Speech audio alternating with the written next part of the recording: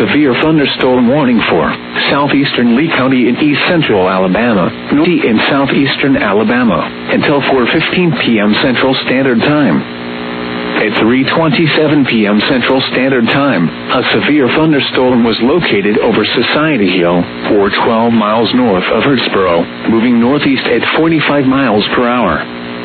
Hazard, 60 miles per hour wind gusts and penny-size hail.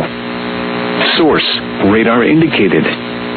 Impact, expects damage to roofs, siding, and trees. Locations impacted include Phoenix City, Smith Station, Ladonia, Uckey, Bleecker, Griffin Mill, Monterey Heights, Ladonia Sports Complex, Marvin, Phoenix Drag Strip, and Parkmanville.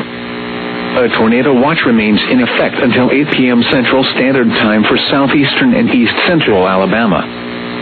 For your protection, move to an interior room on the lowest floor of a building.